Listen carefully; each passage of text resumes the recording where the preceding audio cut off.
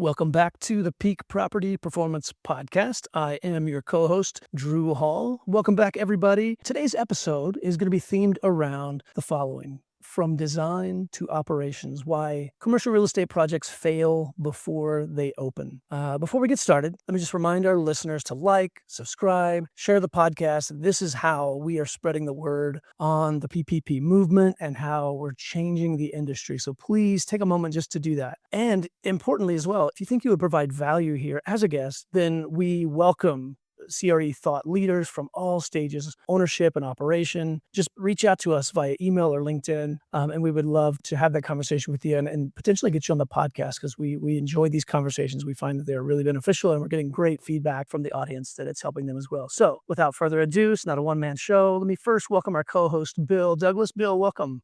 Thanks, Drew. Always a pleasure to be here, even though here is virtual. Today, I'm going to introduce you to Nolan Ausan, and before I read his credentials, I'll actually let Nolan say hello. Hello, everybody. Thanks for having me. Nolan Ausan is the president of Rovo Industries Group. He comes from a unique background. It's construction, manufacturing, and technology. So I think that's unique, and is now focused on rethinking how buildings are actually designed and built. His work centers on bringing a more system-driven, scalable approach to construction, particularly in multi-tenant and multi-family environments. Most operational problems in real estate don't start after a building opens. They're created during design and construction when systems are siloed, requirements aren't aligned, and no one is thinking about how a building will actually operate. That problem doesn't exist, does it?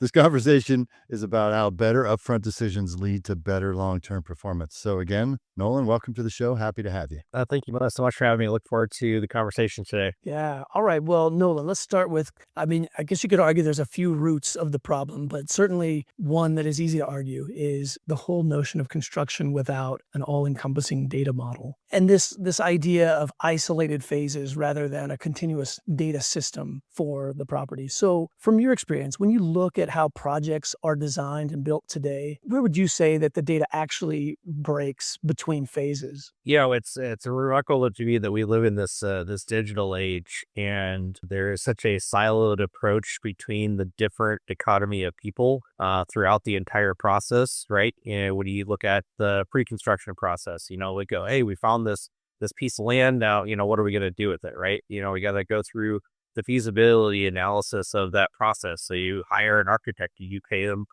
sometimes hundreds of thousands of dollars, sometimes millions of dollars to design a concept of the building design. It may not even be the final design. And then, you guys spend, hours and time and resources with the civil engineers and all these different resources. And you got to kind of go back and forth with the city municipalities, depending on the municipality governance from a zoning and zoning standpoint, right? And it's this very siloed approach, and it's a very expensive, timely process. And you spend all this time and money just to find out if if the job is even possible, right? And it may not even be possible, right? And then you take it from the step further is, okay, now I go from pre-construction into the development phase, and then into the construction phase, right? And you're going to be working with manufacturers and suppliers for the building system, right? And at every single stage, there is generally a different piece of software or a different, data,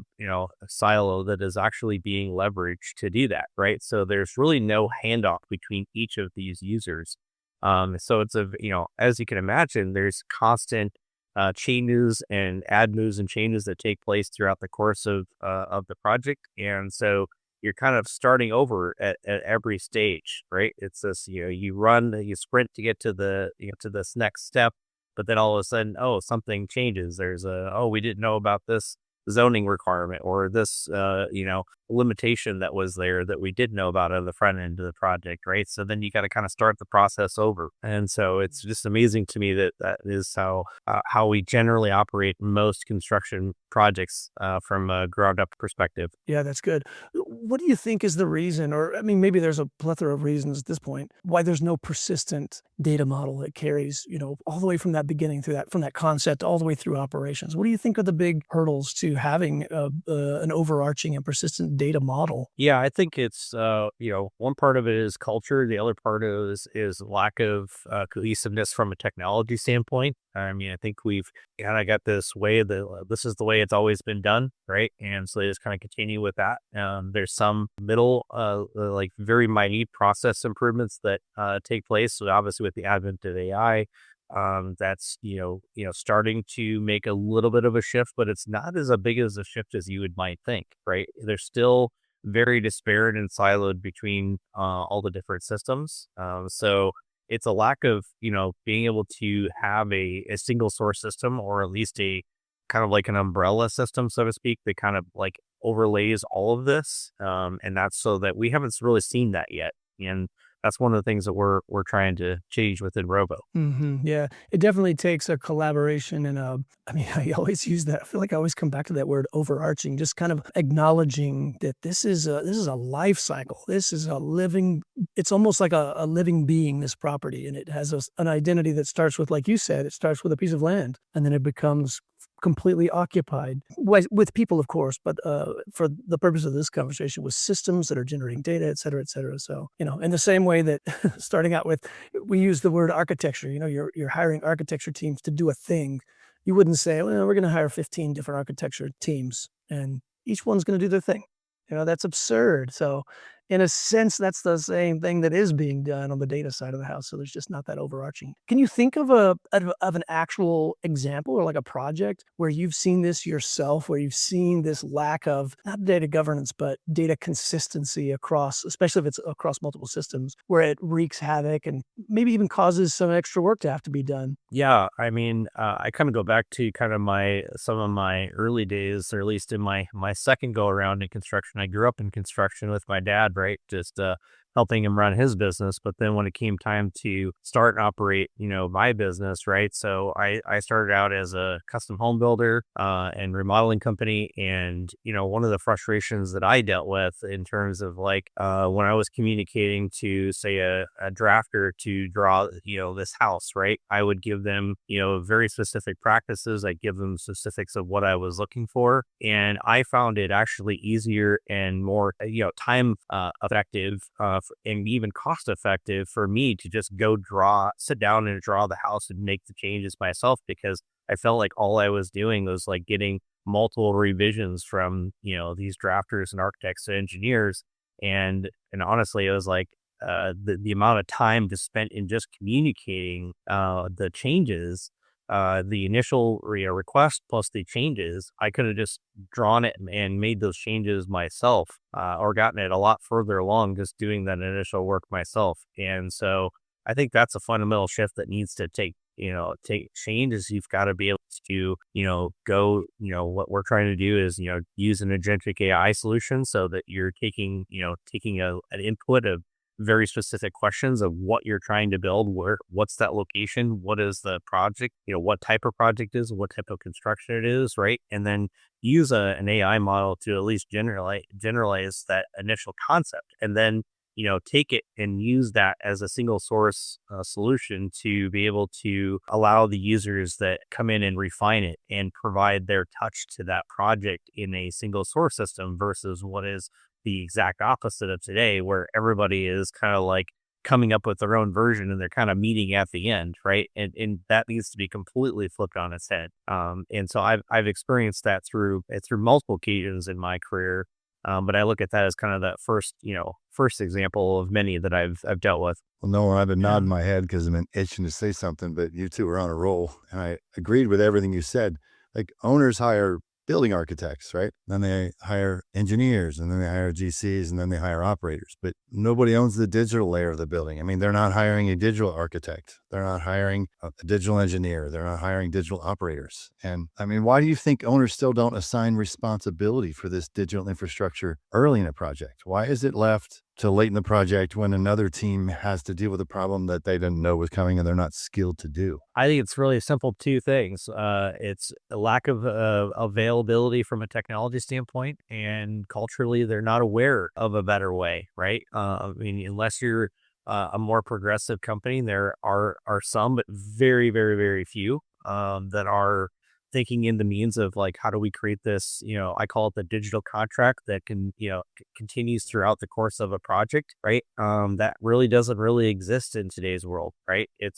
You've got a different system for construction management. You've got a different system for civil engineering. You've got a different system for construction design, and you got additive systems that come in and from the BIM modeling standpoint, right? So you've got to slowly merge all this stuff through a lot of very manual processes from a technology standpoint. And these are what is the best available technologies in today's world. And it just hasn't quite caught up. Now, there's certainly a lot of companies that are doing bits and parts of things from an AI standpoint. I haven't seen one yet that really stands out as like a true up and coming leader. I think it's still siloed in the standpoint of like, hey, we're I've got this new AI side that really focused on the civil side of it. I got this new AI side that really working on the building side of it. Oh, they're really got this new, AI side that's focused on the project management side. But at the end of the day, there's still 3 different systems. I mean, that's better than maybe the 12 that we use now, but it's still, at the end of the day, it's still a different, it's a different language, it's a different technology, and they're not really communicating with each other. So until we get to that cohesive environment, I don't think there's a single bullet solution, so to speak. Well, at the risk of being overly redundant, I mean, we talk about it a lot on the show, but I know you know this, but I'll say it anyway. We talk a lot about AI, like you brought it up several times, and I led off with digital, but data is part of that digital. And without data, AI is useless. You really can't do Correct. anything if you don't have the data. Mhm. And the core of that starts with digital infrastructure control. Like if you don't digitally design a network system or networks and systems, then who knows where the data is? We talk about that problem all the time. But let's go back half a step. What typically happens when systems and networks are decided late in the game, like right before go live? I mean, Drew and I keep a list of things that we see clients or prospects do that are avoidable nightmares, we call them. But I don't want to give you any of those. I want you to share a story when that was all avoidable. It could have been dealt with early and saved a ton of money, ton of headache, and maybe even a ton of time on the TCO. Yeah, I mean, here's another good story. So, when I pivoted from being a custom home builder to working in the modular offsite building, so we were ordering, building systems through modular manufacturers, various modular manufacturers, and I would, I'm a very, systems and documentation is very important, right? And following that documentation, to the letter throughout that process, right? I always had to kind of like take ownership of that. What I found was funny is, okay, now I'm ordering this house per se from this modular manufacturer, and lo and behold, when the house shows up, it doesn't even match their own documentation. I'm like, this is a manufacturing center. Like, how has this happened, right? I mean, the whole idea of working with the modular offsite industry is that you get a repeatable process. And even from like one house to the next house, like their practices wouldn't even follow their own standard procedures. It was like, okay, I think they're looking at these shop drawings and they're just kind of haphazardly putting it together. Like they don't have a standard way of doing this. And they weren't even following the documentation that they in turn gave to me from an engineered documentation standpoint. This is insane, right? Because, when you're doing a modular offsite building, okay, you're setting a foundation. Like it's not, it's 60 foot, let's say you got a 60-foot house. That's 60 foot on the nose. It's not 60 foot and a quarter. It's not 60'1", not 60'2". It's 60 feet. Right. And, if that house shows up over under that because of their lack of controls from a manufacturing standpoint, that's a problem because now everything isn't going to line up from how we're going to secure that house, the foundation. So, you're really making in-place upgrade, in-place changes that should not ever happen in that space. And, and that happens whether you're doing a modular solution or if you're doing a traditional to build standpoint. You've got things that you got to adjust on the field. But again, if all of that was decided on the front end that we're going to follow this exact practice and we're going to hit the exact dimensions as we should, then you would never run into that. But that generally doesn't. There's always something that happens throughout the course of a project where if that always leads to that. Again, there's no digital ownership throughout the process. Mm-hmm. That sounds like a very expensive problem to have your wall not match your foundation. So exactly. Oh man, yeah.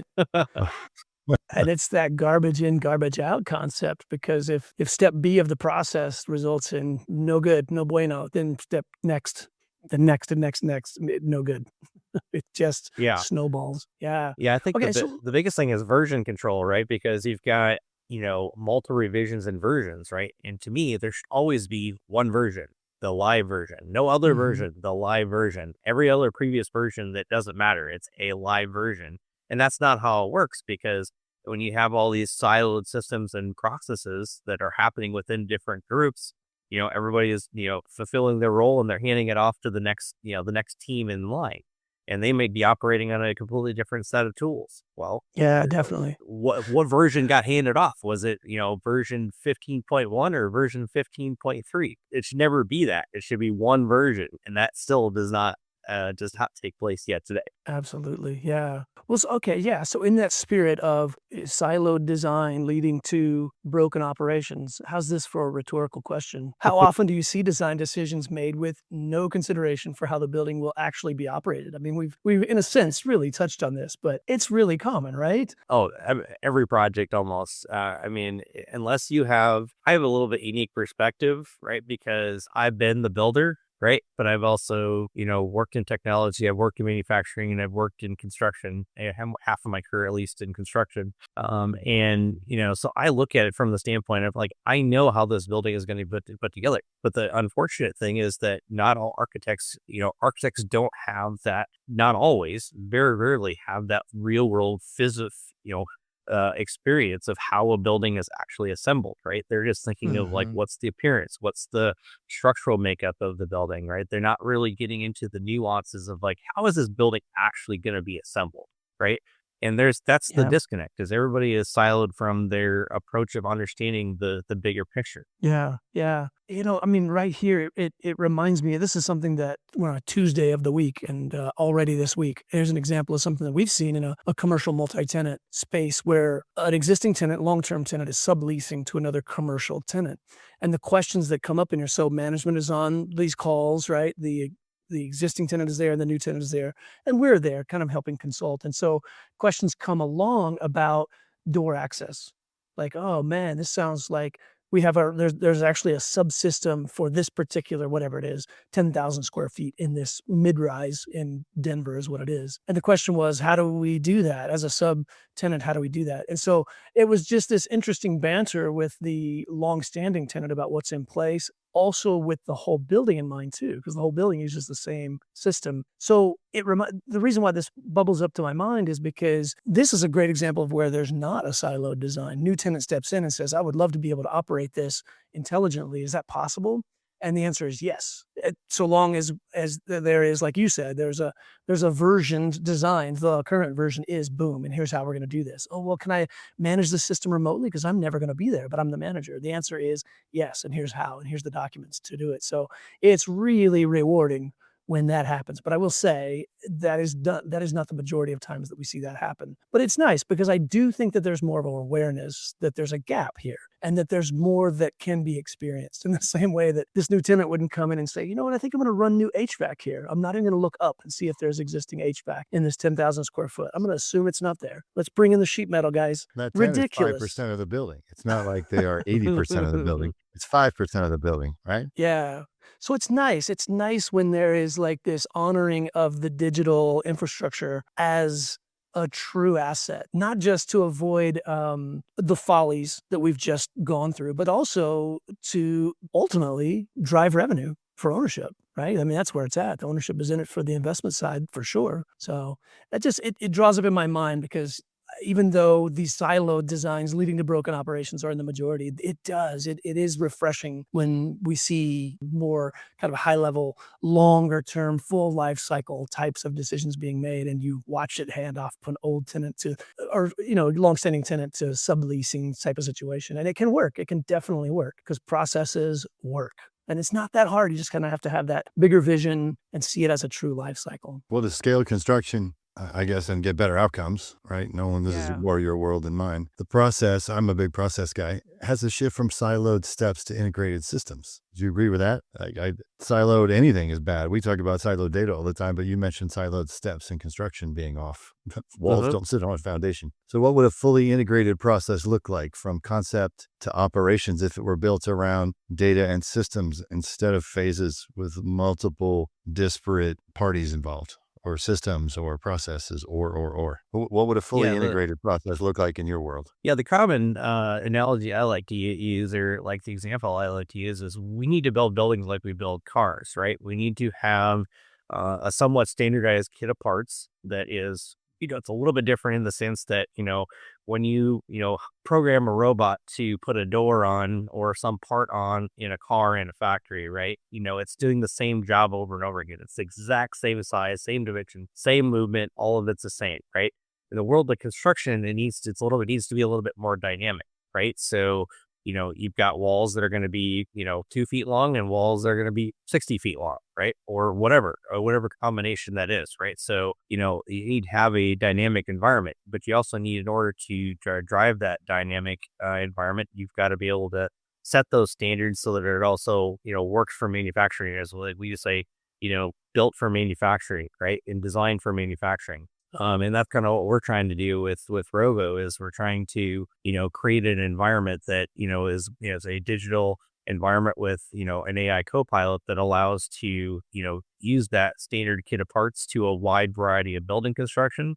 So you've got enough flexibility to design and build most buildings, that are out there, right? Whether you're building technically you could build a single family house with our solution, but, whether you're building a house or a high rise, you've got the ability to apply that building methodology to a wide range of building construction. And you're just kind of changing out the componentry on the fly and then allowing that to, be built in it from a manufacturing standpoint, with that digital contract that starts from starts at the pre-construction, the concept and pre-construction phase. And that carries all the way through all of the engineering steps, all the way through the manufacturing, and then into the construction and post-construction phase as well, of how do you operate, build and operate these buildings. If an owner wanted to fix this problem today, I mean, you talked about a lot of fixes right there. What's the first decision they should make differently? I think you've got to, look at it from the standpoint of, you've got to start, take ownership. Somewhere in the sphere of things, there has to be a top line owner from a people and process standpoint. Somebody has to take complete ownership of that, and they've got to be the tip of the spear. And they've got to carry that through the entire process and take ownership of it, so that, as things are handed off between different people, right? Even that in today's world, you don't really have an option to use a unified system with what trying to create with Rovo. But, we're trying to, or what you need to see is, have somebody that can kind of be that tip of the spear, that is kind of like an owner rep, so to speak, that manages that and is following through that entire process to make sure that the standards are being set, the documentation matches from, one user type to the next user type, whether it's an architect, engineer, the general contractor, the civil engineer, all the different economies of people. There has to be one person that controls that process. It can't be this handoff that just, magically happens, right? Somebody has to take ownership of that. And Drew and I both nodding our heads, because the most successful client implementations, particularly on new builds, but not even new builds, a lot of times there's infusions when properties are refinanced or traded. The smoothest ones are when there was a strong owner's rep or equivalent. If it's a vertically integrated firm, it is just somebody who's taking command. But I like to use the analogy of, like, my parents set rules for all three of us to get along when we were growing up and communicate, and we had to do our chores. But if we ever disagreed, we had to go ask mom. She was the rule breaker. So every one of those firms that does well has a mom, because there's no malice and forethought by these partners or vendors or employees or teams, but they're so myopically focused on their deliverable so they can get paid and move to the next job that a lot of times the big picture gets lost. Mm-hmm. You're 100% right. Yeah, and the continuity's lost. Not to mention speed or cost, but continuity of the project. So that really wasn't a question. That was me rambling for a minute. So sorry about that. All good. Well, yeah. Well, so Nolan, if you've heard any one of our podcasts, you know that what we like to do here toward the end is what we call the extra floor. So we always take our guests up to this extra floor of questions and answers. It's just a quick set of questions to help our listeners get to know the human side of the leader that we're interviewing here today, to help to get to know you. So just gut level responses, short answers. It's not really a conversation, just first thing that comes to your mind. So first question, what's the best piece of advice, career or life advice, that you've received that comes to the top of your mind anyway? Just stay humble. I think you got to, take things in stride. Don't let things distract you too much. and just stay focused on the end goal. And for me, it's about building a legacy for me and my son and my family. And that's really what I'm ultimately trying to do, is like, how do we leave this place a better place than the one that we were born into? And that's a mantra that I live by. Wow, love that. Nice. What's one habit or practice that consistently makes you more effective? I think the time management is probably is probably the most important thing, right? I value time more than I probably value anything at this point in my life. And so trying to be a little more intentional about where I spend my time and where I'm, and who I'm spending time with as well. Yeah, that's a very good one. Last one. Are you an early bird or a night owl? I would say probably more of a night owl. It kind of depends on the situation. I'm not opposed to. I've had plenty of times where I've had to get up at 4 o'clock in the morning to catch an early flight, and I've had late nights where I'm grinding through a project and just trying to get things done. So it's wherever my time is truly needed, and trying to be, but also trying to be present in my son's life as well. You're talking to two men that completely agree with that, who have Yeah, who have sons. So Yep. it's interesting that that's all of us here. So Nola, how Absolutely can our cannot- listeners contact you?